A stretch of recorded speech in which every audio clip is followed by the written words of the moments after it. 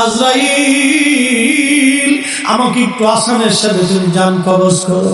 আজরাইল বলেন, হুজুর আসমানের নিচে জমিনের উপরে আপনার চাইতে সহজ ভাবে জান আমি কারো কবজ করি নাই। আল্লাহ আমার উপরে করা নির্দেশ, আমার হাবিবের জান কবজ হবে সবচেয়ে বড় আসানে। হুজুর আমি যদি আপনাকে আসানে জান কবজ না করি, নবী গো আল্লাহর লানত আমি ধ্বংস হয়ে যাব। ইয়া নবী আল্লাহ, আমি সেই ভয়ে আপনাকে আসানের সাথে জান কবজ করতেছি।